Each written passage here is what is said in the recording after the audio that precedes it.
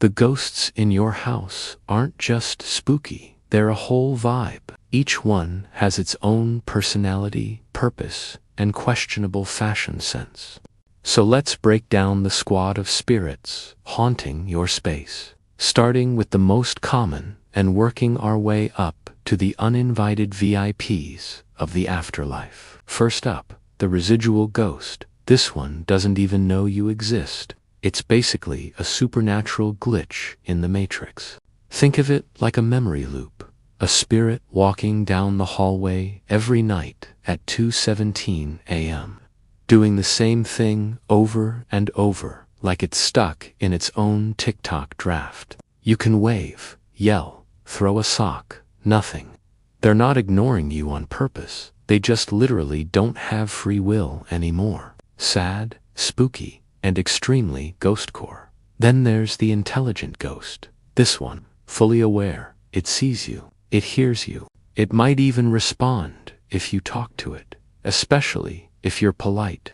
These ghosts are the kind that make the lights flicker when you say their name, or move your keys when you're running late. Not to be evil, but to remind you they're here. If your ghost leaves post-it notes, or knocks once for yes and twice for stop asking dumb questions, congratulations, you've got an intelligent one. It probably watches Netflix with you, too. Now for the poltergeist, the chaotic middle child of the ghost world. These spirits are loud. Think slamming doors, flying objects, flickering lights, and sometimes actual screams. But plot twist, not all poltergeists are ghosts. Some are just manifestations of pent-up emotional energy, usually from a person in the house. So if your teenager is angsty and things start flying around, it might not be a ghost. It might just be finals week. Either way, maybe light a candle or 10. Next, the shadow person. No face, no features, just vibes, bad vibes. These are the ones you see out of the corner of your eye, standing in the hallway or chilling at the end of your bed like they own the place. They don't talk, they don't float, they just stand there, watching menacingly. Nobody really knows what they want, but everyone agrees. If you see one, don't engage. Just pull the blanket over your head and pretend you're in a ghost-free zone. Classic defense move. Let's talk the spirit guide. This one's actually on your side. They're not here to haunt, they're here to help. Maybe it's a grandparent, maybe it's a random soul assigned to you, like a cosmic customer support rep. These ghosts show up when you're lost, scared, or about to make a questionable decision, like texting your ex. They'll drop feathers, cause meaningful coincidences, or just give you that unexplainable, I'm not alone feeling, weirdly comforting, kinda like ghost therapy. Then we have the mimic. I don't like this one. The mimic pretends to be people you know, living or dead. You'll hear your mom calling you from downstairs, except she's not home.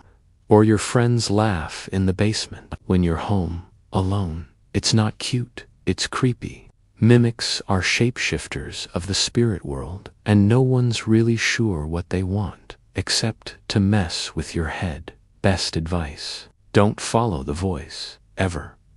Moving on to the attached ghost.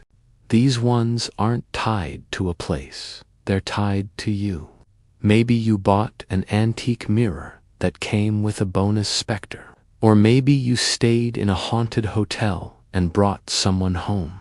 Attached ghosts follow you, hang out in your aura, and don't pay rent. They're often subtle at first, dreams, whispers, things shifting slightly, but the longer they stay, the stronger they get. Time for sage, salt, and maybe a professional. Here comes the portal ghost. These ghosts aren't from your house. Your house is just a stop on their haunted road trip. That's because you've got a spiritual portal somewhere, a mirror, a basement corner, a closet no one uses. These portals act like open doors between dimensions. Spirits come and go, which means your ghost activity is inconsistent, but always unsettling. One night, it's a Victorian lady in the hallway. The next, it's a cowboy in the kitchen. Your home is basically the supernatural equivalent of a 24-hour diner. Let's not forget the doppelganger. Not quite a ghost, not quite a person. This one looks exactly like someone you know, or even like you.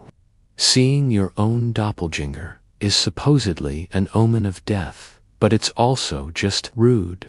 Imagine walking into a room and seeing yourself staring back, doing nothing, just existing ominously. Doppelgangers don't talk, they don't blink, they just make you question reality and immediately regret every horror movie you've ever watched. Next, the crying woman ghost. She's in almost every culture, usually wearing white, crying near water, and haunting everyone's dreams. Sometimes it's La Llorona, sometimes it's a banshee, sometimes she's just some eternally heartbroken spirit who didn't get closure. You'll hear her sobbing softly, especially late at night. Some people try to help. Don't. She's not asking for help. She's a warning. If you hear her crying, just quietly walk the other way and pretend it was the wind. And now for the demonic entity. Not technically a ghost, but it's in the house, and it's angry. These are the ones that cause nightmares, illness, or intense dread in specific rooms. They might pretend to be innocent at first, like a child's voice or a harmless shadow, but they escalate. If you think you have one of these, don't challenge it. Call in someone who knows what they're doing, and maybe sleep with a nightlight forever. Finally, we meet the forgotten ghost. This is the loneliest one. It's not malicious or dramatic, it's just there. A ghost that lingers because no one remembers it. No funeral, no closure, no legacy. It lives in the cracks of your house, the attic you never open, the cold spot on the stairs, the silence between sounds. All it wants is to be remembered, to be seen. So maybe, just maybe, the next time your lights flicker, say hi. You might just make its afterlife a little less lonely. And that's the lineup. Your house isn't just haunted, it's got a whole paranormal ecosystem going on. Whether it's echoes from the past, energy from the present, or things that should probably stay in another dimension. One thing's for sure, ghosts have way more personality than we give them credit for.